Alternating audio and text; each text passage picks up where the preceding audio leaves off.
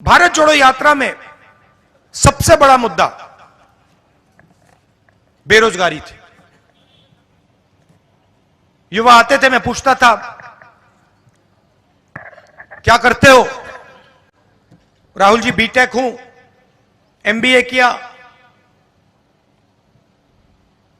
Medicine पढ़ी, computer programmer हूं। क्या करते हो? कुछ नहीं, रोजगार नहीं है।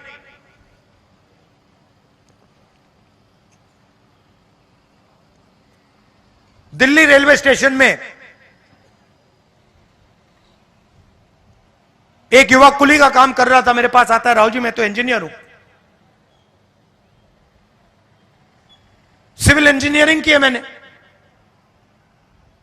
5-10 लाख रुपए मैंने प्राइवेट इंस्टीट्यूशन को दिए, अब मैं कुली का काम कर रहा हूं। नरेंद्र मोदी जी कहते हैं पकौड़े बेचो। और सबसे जरूरी मुद्दा है देश का, देश के सामने। तो आज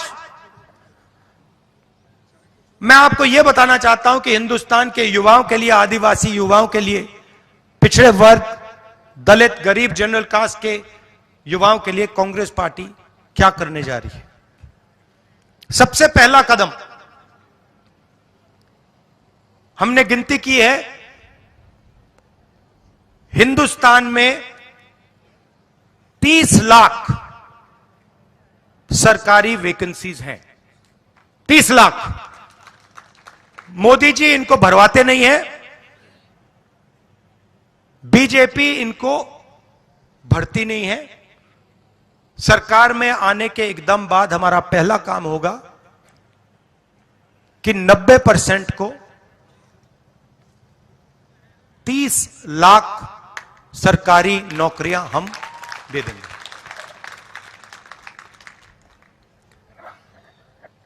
दूसरा ऐतिहासिक काम,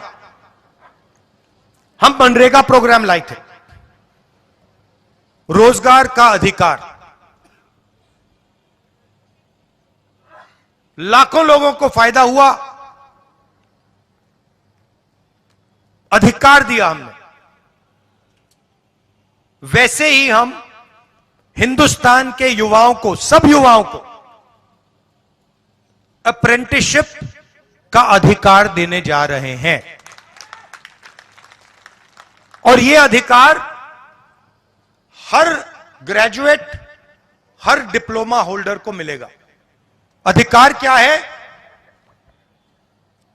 कि कॉलेज, यूनिवर्सिटी, डिप्लोमा के एकदम बाद 1 साल के लिए हर ग्रेजुएट को प्राइवेट कंपनी में, सरकारी ऑफिस में 1 साल की अप्रेंटिसशिप दी जाएगी और 1 लाख रुपए उसे 1 साल में दिया जाएगा। और यह हर ग्रेजुएट के लिए किया जा रहा है। ये जो लाखों लोग कह रहे हैं कि हम बेरोजगार हैं, कॉलेज के एकदम बाद अगले दिन इनको अप्रेंटिसशिप मिल जाएगी और यह अधिकार होगा। यह ऐसे नहीं होगा कि भैया हमें देना है तो देंगे, नहीं देना तो नहीं देंगे। यह मनरेगा जैसा अधिकार होगा, कानूनी अधिकार अप्रेंटिसशिप का आपको दे रहे हैं। इससे देश में करोड़ों युवाओं को फायदा होगा, ट्रेनिंग मिलेगी और पहला साल का, एक प्रकार से पहले साल का रोजगार मिलेगा। भारत जोड़ो यात्रा में बहुत सारे युवा आए, कहते हैं राहुल जी हमने एग्जाम की तैयारी की, हम गरीब हैं, 3-4 महीने हमने मतलब रात दिन कर दिए, एक कर दिए। एग्जाम के दिन पता लगता है 5% वालों के टेलीफोन पे पेपर लीक। हम ईमानदारी से काम करते हैं और जिनके पास धन है पेपर चुरा लेते हैं। और फिर उसके बाद हमें कहा जाता है कि देखिए पेपर लीक हो गया तो आपको अब नौकरी नहीं मिलेगी।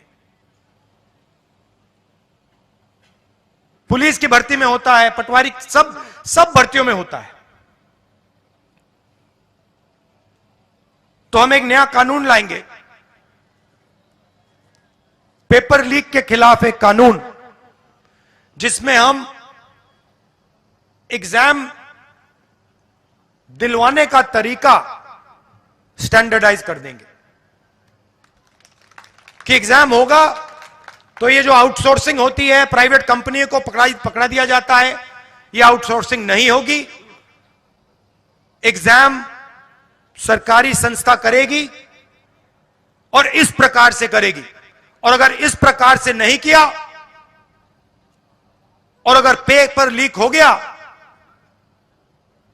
तो फिर कानूनी कार्रवाई ऐसी होगी कि दूसरी बार नहीं होने वाला है। चौथी चीज, युवाओं के लिए बहुत सारे युवा उबर, ओला, डिलीवरी का काम करते हैं। इसको अंग्रेजी में गिग वर्कर्स कहते हैं। और राजस्थान में हमने इनके लिए कानून बनाया था, इनकी रक्षा के लिए, इनकी पेंशन के लिए, इनकी सोशल सिक्योरिटी के लिए। जो कानून हमने राजस्थान में बनाया था वही कानून हम पूरे हिंदुस्तान में लागू करने जा रहे हैं कि जो ड्राइवर का काम करता है, सिक्योरिटी गार्ड का काम करता है, उबर का काम, ओला का काम, ये पिज्जा डिलीवरी जो होती है, ये जो सब युवा हैं, इनकी रक्षा हो, इनका एक प्रकार से पेंशन हो, सोशल सिक्योरिटी हो, और इनको एक दिन में सड़क पे ना करा जा सके। तो इसके लिए हम एक हिंदुस्तान में एक कानून बना रहे हैं।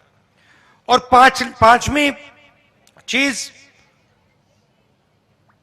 यह भी ऐतिहासिक चीज,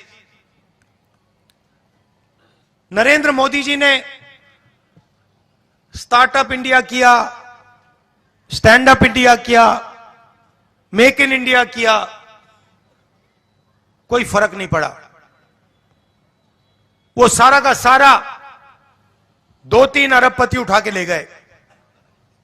नरेंद्र मोदी जी की मार्केटिंग जरूर कर दी, टीवी पे उनका चेहरा जरूर दिखा दिया, मगर जो युवा हैं उनको ना स्टार्टअप मिला, ना मेक इन इंडिया मिला। तो हमने 5,000 करोड़ रुपए स्टार्टअप्स के लिए एक फंड बनाया है, और हर डिस्ट्रिक्ट में यह फंड रहेगा।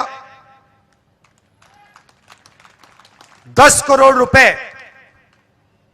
स्टार्टअप्स के लिए, गरीबों के लिए यह फंड दिया जाएगा।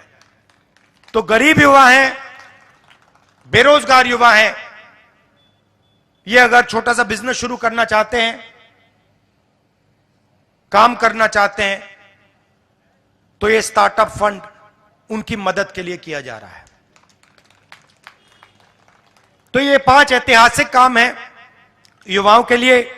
भर्ती भरोसा, 30 लाख वैकेंसीज भरना, पहली नौकरी पक्की, अप्रेंटिसशिप वाला कानून, पेपर लीक से मुक्ति, पेपर लीक वाला कानून, गिग वर्कर्स के लिए सोशल सिक्योरिटी, और युवा रोशनी 5,000 करोड़ रुपए डिस्ट्रिक्ट्स में स्टार्टअप्स के लिए।